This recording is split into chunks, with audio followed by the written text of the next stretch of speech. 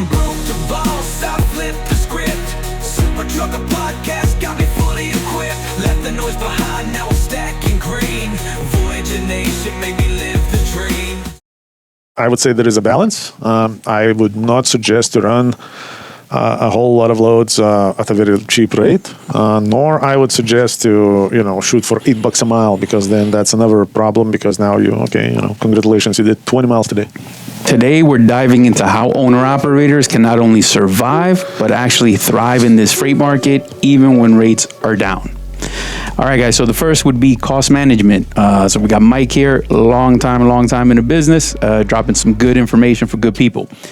So, Mike, what are some of the biggest money drains for owner-operators overlooking, even in the downtime? I mean, good times, even downtimes, where are some of the places that we can start to look? I would say number two most important ones are, number three. Three drains that you're really losing money very, very often without even recognizing it is your fuel economy, because usually you use a company fuel card and it doesn't hurt as bad as if you would use your own cash. Yeah. It just, it's the same thing as a credit card. It still comes out, but... Yeah. But the psychological aspect is still real. Yeah. And then the downtime, meaning your time at work, how much time you dedicate to your business. A lot of drivers, once we enter this owner operator arena, and obviously part of the reasons why we enter it is freedom, and now we start neglecting that freedom. It becomes not today. I didn't buy a truck to work on Fridays or Mondays. Yeah, that can snowball. That's another big one. And the third really big one is jumping carriers without really good reason. So let me kind of break it down a little bit. If you're jumping a carrier because of a reasonable reason, right? Let's say you decided to change the whole structure of your business. Let's say you're going from flatbed to dry van or vice versa. And you already did all your homework, and that's a decision that you made, and you're planning to do that for at least a year. Mm-hmm. That's cool. That's not a problem. But a lot of times, like most of you guys watching this video, if you would look at the mirror and you would ask okay, last 10 companies I went through, those are the same 10 companies doing the same 10 things. The only thing that changed was faces. Yeah, absolutely. And have you gotten better results? Probably not. Well, I mean, that does come down to, what's your take on, should a guy be doing fewer high-paying loads versus stacking smaller and just remaining consistent? Because sometimes that focus is where people get lost. I think in general, people are going to get lost in anything. However, I would say there is a balance. I would not suggest to run a whole lot of loads at a very cheap rate, nor I would suggest to shoot for $8 a mile, because then that's another problem. Because now congratulations, you did 20 miles today. Yeah, because that also breaks into chasing that higher paying load by switching from dry van to flatbed during the season, or let me go really quick to Yeah, that's also it sounds good.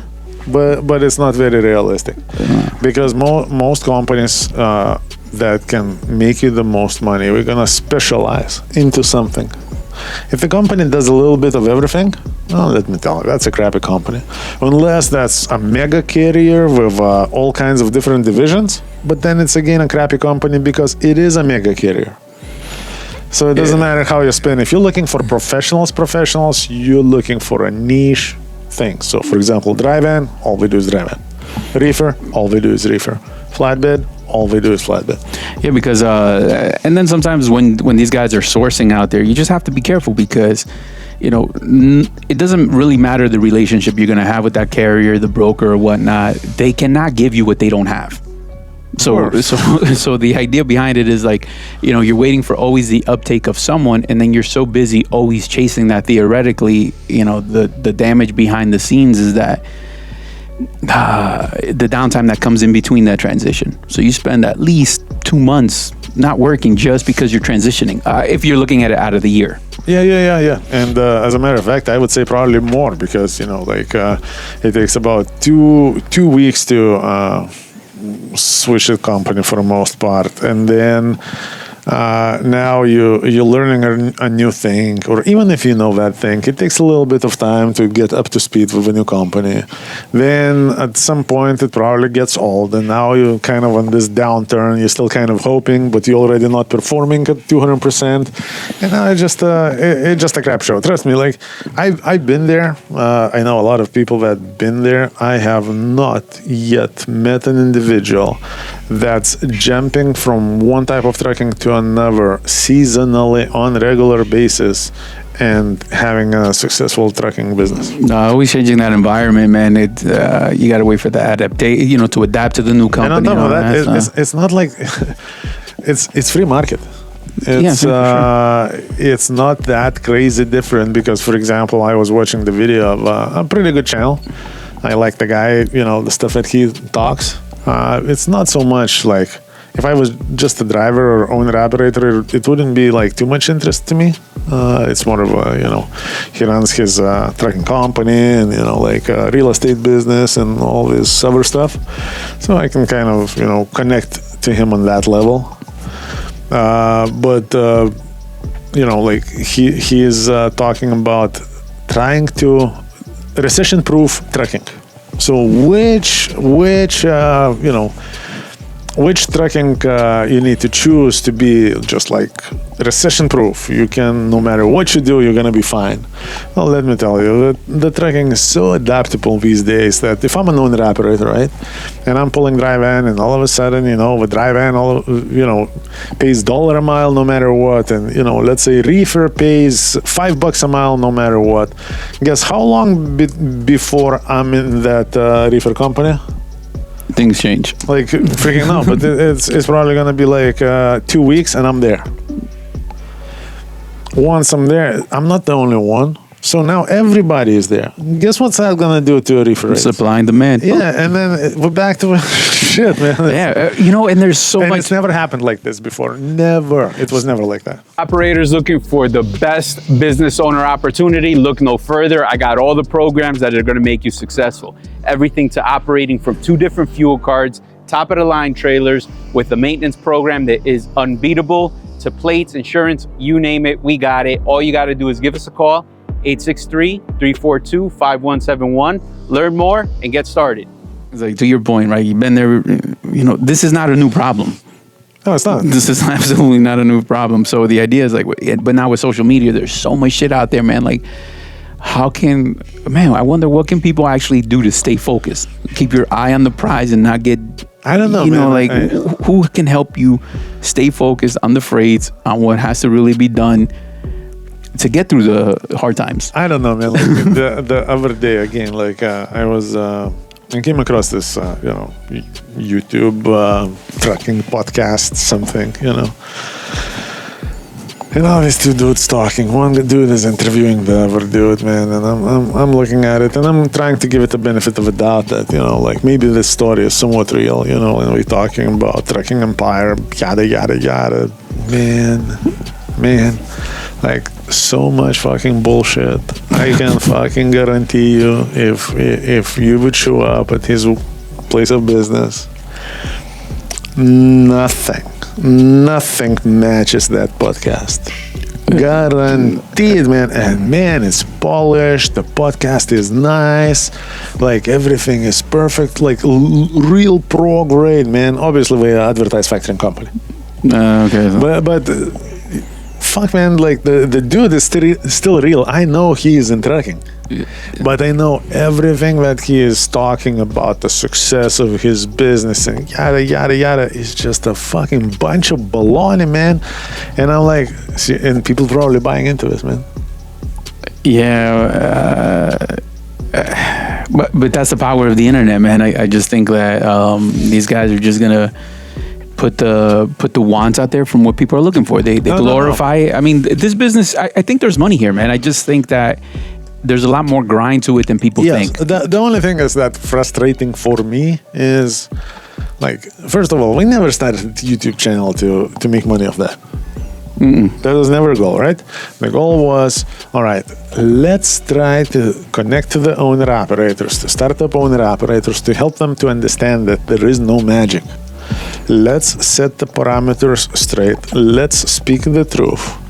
Let's help people not to waste, a year to 20 years of life in trucking, chasing shadows. Yeah, because a lot of that stuff that's on there, man, we wasted our time. We wasted a few years on certain fucking topics that now we're telling you don't chase that down the rabbit hole. But again, the platform calls for, Yes. So the bottom line, I would say this: even like our videos, man, like sometimes the catchier headline will have a lot more views, right? And something that has really, really good information. Something that I can take to motherfucking bank, man. Fucking one view. Thanks, Mom. Thanks, Mom. Son of a bitch, man. And like here, the fact of the matter, like going back to the topic, like I'm a little like fucking took off to the left and to the right. Let's get back on it. The fact of the matter is this. It's very possible in any market to make money. One of the biggest mistakes I made was exactly the same mistake: chasing bullshit, chasing fake light at the end of a tunnel, even though there was no tunnel and no light.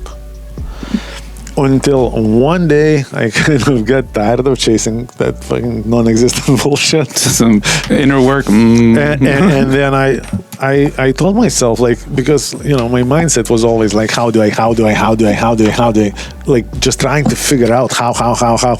And then one day I got so fucking exhausted of that shit. I was like, you son of a bitch, just shut the fuck up and go to work, you fucking lazy son of a bitch, man.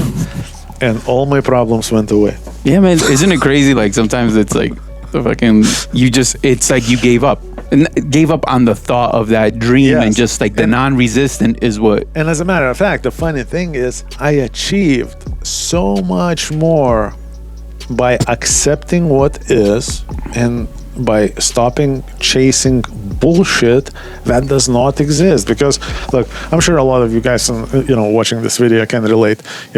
You buy this truck, let's say you paid for that truck $60,000. How many people are tapping you on the back and saying like, man, good job, nice truck, fuck yeah? Very few. Most of them is how much? 60? You fucking idiot, man! My fucking cousin bought a brand new truck for a fucking $20,000 in one of those auctions, Not me though, my cousin. Yeah. Like, and then if it's like, hook me up with your cousin. No, it's my cousin's cousin. Well, that's man. Like the challenge is that, man, because a lot of the times too, you have guys, as in the recruiting side, man, get phone calls. Man, I've been doing this 20, 30 years. Blah blah blah. Okay, cool. But you got to be open for ideas, because in 20, 30 years, if you're not at 8, 9 trucks or whatever the growth should be, like, change that plan up. And then the answer is like, yeah, I understand that, but like, how much do you pay? Mom. Guys, so this isn't mean spirited. It's just stop chasing that the fake news, man. Like that's it. Yes. So I think going back to the topic, very, very important. Stop chasing fake news. Stop jumping from carrier to carrier, because it's very important. I think stick to your plan. Pick the people that you trust, right? Yeah, for sure. And just fucking carry on. Pay attention to your fuel economy, the biggest thing, that matters. And then what's the other one I said? Oh, look at your downtime. Man, like I can tell you one thing, like, and I've been there too. Let's say I make no money. Man, I'm all worked up. I work for this bullshit fucking company. I make no fucking money. Yada, yada, yada.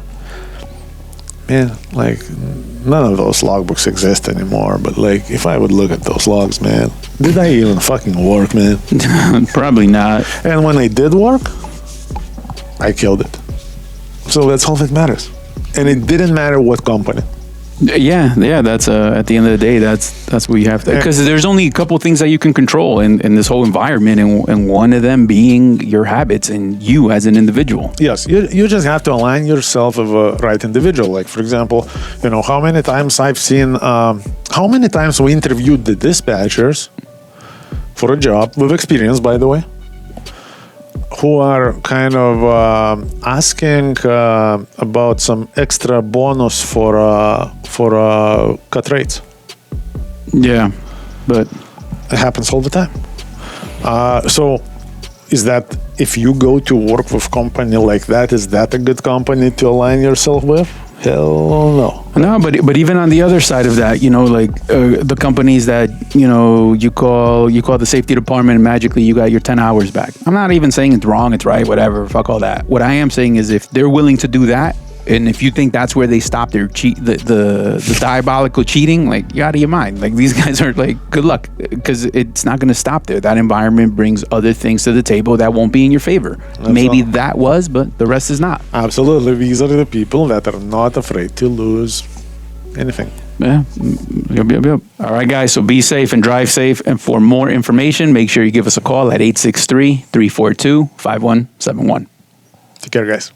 Operators looking for the best business owner opportunity, look no further. I got all the programs that are going to make you successful. Everything to operating from 2 different fuel cards, top of the line trailers with a maintenance program that is unbeatable, to plates, insurance, you name it, we got it. All you got to do is give us a call, 863-342-5171. Learn more and get started.